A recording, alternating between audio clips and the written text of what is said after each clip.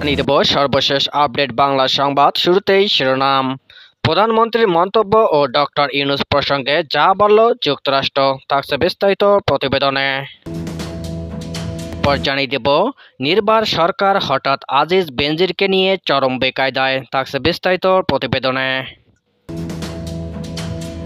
এতক্ষণ শিরোনাম শুনছিলেন, এবার বিস্তারিত। যুক্তরাষ্ট্রের স্টেট ডিপার্টমেন্টের নিয়মিত ব্রিফিংয়ে উঠে আসে প্রধানমন্ত্রী শেখ হাসিনার সাম্প্রতিক মন্তব্য এবং নোবেলজয়ী ডক্টর মোহাম্মদ ইউনূসের বিরুদ্ধে সরকারের মামলা প্রসঙ্গ।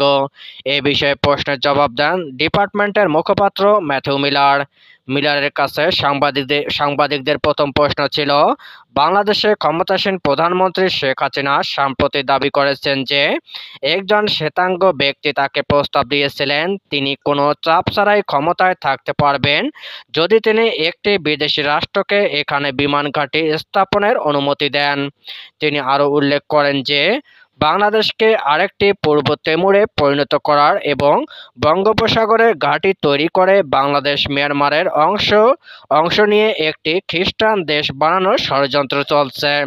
শেখ হাসিনা কি এসব অভিযোগে তীব্র যুক্তরাষ্ট্রের দিকেই ছুড়েছেন, কেননা যুক্তরাষ্ট্র বাংলাদেশে একটি অবাধ ও সুষ্ঠু নির্বাচন আয়োজনে আইনের শাসন ও দুর্নীতি দমন নিয়ে অব্যাহতভাবে আহ্বান জানিয়ে আসছে। জবাবে মিলার বলেন, আমি ঠিক নিশ্চিত নই যে এই মন্তব্যগুলো কাকে উদ্দেশ্য করে করা হয়েছে, কিন্তু যদি এসব প্রকৃতপক্ষে যুক্তরাষ্ট্র সম্পর্কে বলা হয় তাহলে আমি বলবো মন্তব্যগুলো সঠিক নয়। মিলারের কাছে সাংবাদিকদের দ্বিতীয় প্রশ্ন ছিল নোবেলজয়ী ডক্টর মোহাম্মদ ইউনূসের বিরুদ্ধে চলমান মামলা প্রসঙ্গে। ওই সাংবাদিক জানতে চান, নোবেলজয়ী ডক্টর ইউনূস রোববার আদালত কক্ষের ভিতরে আসামিদের অন্ধকার ও লোহার খাঁচার মতো ঘরে প্রবেশ করে বলেছিলেন যে তিনি তার অভিশপ্ত জীবনের সবচেয়ে খারাপ পর্যায়ে রয়েছেন। একইভাবে লাখ লাখ বাংলাদেশি গণতন্ত্র, আইনের শাসনের অনুপস্থিতি এবং ব্যাপক দুর্নীতির কারণে তাদের অভিশপ্ত জীবনে সবচেয়ে খারাপ পর্যায়ে রয়েছে। আমরা দেখেছি আপনারা অর্থাৎ যুক্তরাষ্ট্র তৎক্ষণাৎ সাবেক সেনাপ্রধান ও পুলিশ প্রধানের বিরুদ্ধে বেশ কিছু নিষেধাজ্ঞা ও ভিসা বিধিনিষেধ আরোপ করেছেন। আপনি কি মনে করেন ৭ জানুয়ারি অনুষ্ঠিত নির্বাচনের পর সরকারকে জবাবদিহি করার জন্য এটি যথেষ্ট, নাকি আগের প্রতিশ্রুতি অনুযায়ী বাংলাদেশের গণতন্ত্র ও গণতন্ত্রপ্রেমী জনগণের সাথে সংহতি প্রদর্শনের জন্য আরও পদক্ষেপের কথা বিবেচনা করবেন? জবাবে মিলার বলেন, আমরা ডক্টর ইউনূসের বিরুদ্ধে মামলার অগ্রগতি নিবিড়ভাবে পর্যবেক্ষণ করছি। আমরা আমাদের উদ্বেগ প্রকাশ করেছি যে এই মামলাগুলোর মাধ্যমে ডক্টর ইউনূসকে হয়রানি ও ভয় দেখানোর জন্য বাংলাদেশের শ্রম আইনের অপব্যবহার করা হতে পারে। আমরা আরও উদ্বিগ্ন যে শ্রম ও দুর্নীতি বিরোধী আইনের অপব্যবহার আইনের শাসন নিয়ে প্রশ্ন তুলতে পারে এবং সরকারি বিদেশি বিনিয়োগ নেতিবাচক প্রভাব ফেলতে পারে। আপিল প্রক্রিয়া চলতে থাকায় আমরা বাংলাদেশ সরকারকে ডক্টর ইউনূসের জন্য একটি ন্যায্য ও স্বচ্ছ আইনি প্রক্রিয়া নিশ্চিত করতে উৎসাহিত করতে থাকব। নতুন কোনো পদক্ষেপের ব্যাপারে আগাম কিছু বলতে পারছি না। দ্বাদশ জাতীয় সংসদ নির্বাচন হওয়ার পর থেকে দেশের ভিতরে বিরোধী শিবির থেকে রাজনৈতিক কোনো চাপ দেখছে না আওয়ামী লীগ। দলটির টানা চতুর্থ দফার সরকার অনেকটা স্বস্তিতেই ছিল, কিন্তু হঠাৎ করেই রাজনীতির বাহিরে আজিজ আহমেদ ও বেনজির আহমেদের বিরুদ্ধে দুর্নীতির অভিযোগ ক্ষমতাসীনদের সেই স্বস্তি কিছুটা উদ্বেগে রূপ নিয়েছে, কারণ তারা দুজনই সরকারের বিশেষ ঘনিষ্ঠ হিসেবে পরিচিত ছিলেন। দুটি বাহিনীর শীর্ষ পদে থাকার সময় তাদের দুজনের বিরুদ্ধেই ক্ষমতার অপব্যবহার করে দুর্নীতি করার অভিযোগ উঠেছিল। সাবেক সেনাপ্রধান আজিজ আহমেদের বিরুদ্ধে অভিযোগ হচ্ছে তিনি তার ভাইয়ের ভুয়া জাতীয় পরিচয়পত্র ও পাসপোর্ট তৈরিতে প্রভাব খাটিয়েছেন। আর সাবেক পুলিশ প্রধান বেনজির আহমেদের আয় বহির্ভূত বিপুল সম্পদের খোঁজ পাওয়া যাচ্ছে। আওয়ামী লীগ নেতাদের কেউ কেউ মনে করেন আজিজ বেনজিরের ঘটনা সরকারের ভাবমূর্তিতে আঘাত করেছে, যা সরকারকে অনেকটা বেকায়দায় ফেলেছে। আন্তর্জাতিক সম্পর্কের ক্ষেত্রেও এর প্রভাব পড়েছে। বিশেষ করে নির্বাচন হয়ে যাওয়ার 4.5 মাস পর সাবেক সেনাপ্রধান আজিজ আহমেদের ওপর যুক্তরাষ্ট্র যে নিষেধাজ্ঞা দিয়েছে, এই ঘটনায় সরকারের প্রতি যুক্তরাষ্ট্রের মনোভাব নিয়ে ক্ষমতাসীনদের অনেকের মধ্যে নতুন করে সন্দেহ ও অস্বস্তি তৈরি হয়েছে। সাবেক এই সেনাপ্রধানের উপর হঠাৎ করে নিষেধাজ্ঞা আরোপ এবং পরপরই পুলিশের সাবেক প্রধানের উপর থেকে সরকারের সমর্থন তুলে নেওয়ার ঘটনা ঘটেছে। অথচ র্যাব ও বাহিনীটির 7 জন কর্মকর্তার উপর যুক্তরাষ্ট্র যখন 2021 সালে নিষেধাজ্ঞা দিয়েছিল, সে সময় আওয়ামী লীগ ও সরকারকে যতটা সোচ্চার দেখা গেছে, আজিজের ব্যাপারে সেটা দেখা যাচ্ছে না। অন্যদিকে বেনজিরের উপর সমর্থনের ছাতা কেন গুটিয়ে ফেলা হলো, সেটাও অনেক আওয়ামী লীগ নেতা পুরোপুরি বোধগম্য হচ্ছে না। সরকার যে দুর্নীতিকে গুরুত্ব দিচ্ছে, আমেরিকার কাছে তার প্রমাণ দেওয়ার একটা প্রয়াস হতে পারে বলে কেউ কেউ মনে করছেন। আওয়ামী লীগের জেলা ও কেন্দ্রীয় পর্যায়ের 11 জন নেতার সঙ্গে কথা বলার সময় তাদের মধ্যে এই মনোভাব লক্ষ্য করা গেছে। তারা বিশ্বাস করেন, জেনারেল আজিজ আহমেদের উপর যুক্তরাষ্ট্র নিষেধাজ্ঞার বিষয়টি রাজনৈতিক এবং তাদের সিংহভাগ ধারণা করেছেন আন্তর্জাতিক সম্পর্কের ক্ষেত্রে শেখ হাসিনা সরকারের অবস্থান নিয়ে আমেরিকা এখনো অসন্তুষ্ট। এক্ষেত্রে চীনের সঙ্গে বাংলাদেশের ভালো সম্পর্কের বিষয়ও একটি কারণ হতে পারে। যুক্তরাষ্ট্রের সঙ্গে আওয়ামী লীগ সরকারের একটা আনুষ্ঠানিক সম্পর্ক রয়েছে, তবে এই সম্পর্ক ঘনিষ্ঠ বন্ধুত্বের পর্যায়ে যায়নি, বরং বিভিন্ন সময়ে সম্পর্কে টানাপোড়েন বেড়েছে।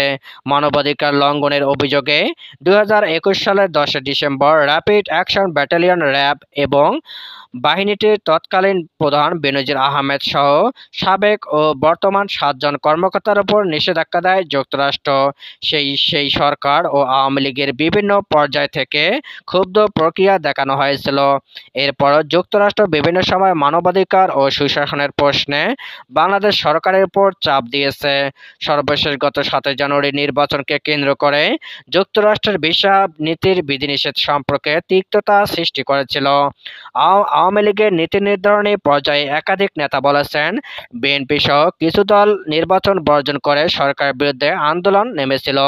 যুক্তরাষ্ট্রের ভিসা নীতি সরকার বিরোধীদের সেই আন্দোলনের পক্ষে যায়। এমন মূল্যায়ন ছিল তাদের দল ও সরকারের ভেতরে।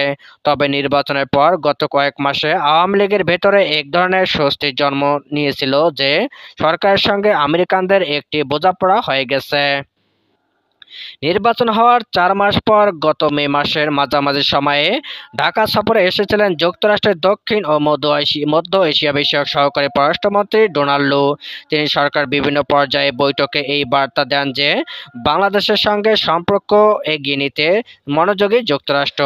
অতীতের তিক্ততা সরিয়ে রেখে নতুন করে সম্পর্ক জোরদার করতে চায় দেশটি। কিন্তু ডোনাল্ড ফিরে যাওয়ার কয়েকদিন পরই সাবেক সেনাপ্রধান আজিজ আহমেদের ওপর যুক্তরাষ্ট্রের নিষেধাজ্ঞা এসেছে। আওয়ামী লীগের নেতারা বলছে, যুক্তরাষ্ট্রের এমন ভূমিকায় তারা অবাক হয়েছেন। তাদের দল ও সরকারের অনেকের মধ্যে যুক্তরাষ্ট্রের অবস্থান নিয়ে সন্দেহ তৈরি হয়েছে। এজন্য এই বিষয়টিকে সরকার ও আওয়ামী লীগের পক্ষ থেকে রাজনৈতিক বলে একজন মন্ত্রী জানিয়েছে, সরকারকে এক ধরনের চাপে রাখার অবস্থানের পরিবর্তন করেনি যুক্তরাষ্ট্র। এই আলোচনাও রয়েছে তাদের মধ্যে। দুর্নীতির অভিযোগে আজিজ আহমেদের নিষেধাজ্ঞা নিয়ে দেশজুড়ে আলোচনার মধ্যে সাবেক পুলিশ প্রধান বেনজির আহমেদের বিষয় সামনে এসেছে। তবে তার বিরুদ্ধে সরকার আগে কোনো ব্যবস্থা নেয়নি, এখন সক্রিয়ভাবে ব্যবস্থা নেওয়া হচ্ছে। আওয়ামী লীগের নীতি নির্ধারণী পর্যায়ে একজন নেতা নাম প্রকাশ না করার শর্তে প্রথম আলোকে বলেন, আজিজ আহমেদের উপর নিষেধাজ্ঞার পর সরকার ঘনিষ্ঠ লোকদের আরও কারো বিরুদ্ধে যুক্তরাষ্ট্র এ ধরনের পদক্ষেপ নিতে পারে এমন একটা আশঙ্কা তৈরি হয় ক্ষমতাসীনদের অনেকের মধ্যে। এছাড়া ডোনাল্ড ঢাকা সফরের সময় দুর্নীতি দমনের বিষয়ে অগ্রাধিকার দিয়ে বাংলাদেশ সরকারের সঙ্গে কাজ করার কথা বলেছেন। আওয়ামী লীগ নেতারা মনে করেন, যুক্তরাষ্ট্র বাংলাদেশের সরকারের সঙ্গে কাজের সম্পর্ক আরও বাড়াতে চায়। এই প্রেক্ষাপটে বেনজির আহমেদের বিরুদ্ধে দুর্নীতির অভিযোগের ব্যাপারে ব্যবস্থা নেওয়ার বিষয়টি এসেছে। এছাড়া সামগ্রিকভাবে দুর্নীতির বিরুদ্ধে সরকারের দিক থেকে কঠোর কিছু পদক্ষেপ দেখানোর উদ্যোগ নেওয়া হবে। এর পেছনে যুক্তরাষ্ট্রকে সন্তুষ্ট করার বিষয় রয়েছে বলে আওয়ামী লীগের নীতি নির্ধারণী পর্যায়ের ওই নেতা জানান। তবে দলটির অন্য একাধিক সূত্র বলছে, সরকারের ঘনিষ্ঠ হিসেবে পরিচিত হলেও বেনজির আহমেদের বিরুদ্ধে দুর্নীতির অভিযোগ এতটাই ব্যাপক যে তা এড়িয়ে যাওয়া সম্ভব ছিল না। এছাড়া সমালোচনার মুখে সরকারের দিক থেকে একটা দেখানোর বিষয় রয়েছে যে তারা ক্ষমতাধর ও প্রভাবশালীদেরকেও ছাড় দেয় না। এর মাধ্যমে সরকারের পক্ষ থেকে বিতর্কিতদের একটা বার্তা দেওয়া হচ্ছে বলেও প্রথম আলোর কাছে দাবি করেন একজন মন্ত্রী। কিন্তু বেনজির আহমেদের বিরুদ্ধে যখন ব্যবস্থা নেওয়া হচ্ছে, তার আগেই তিনি দেশ ছেড়ে গেছেন বলে সংবাদ মাধ্যমে শিরোনাম হয়েছে। এ বিষয়ে স্পষ্ট কোনো জবাব পাওয়া যাচ্ছে না ক্ষমতাসীনদের কাছ থেকে। সরকার এখন ভাবমূর্তি নিয়ে যে নেতিবাচক পরিস্থিতিতে পড়েছে, সেখান থেকে বেরিয়ে আসতে চাইছেন তারা। একজন মন্ত্রী জানিয়েছেন, দেশের ভেতরে আন্তর্জাতিক সম্পর্কের ক্ষেত্রেও সরকারের একটা ইতিবাচক ভাবমূর্তি তুলে ধরার বিষয়ে তারা অগ্রাধিকার দিচ্ছে। তারা গুরুত্ব দিচ্ছে যুক্তরাষ্ট্রের সঙ্গে সম্পর্কের উন্নতি করার পাশাপাশি ভারত ও চীনের সঙ্গে ভারসাম্য রক্ষার বিষয়ে। তবে দুর্নীতি দমন, মানবাধিকার ও সুশাসনের প্রশ্নে সরকারের পদক্ষেপ দেশের ভেতরে বাইরে কতটা আস্থা পাবে, এই নিয়ে বিশ্লেষকদের অনেকের সন্দেহ রয়েছে।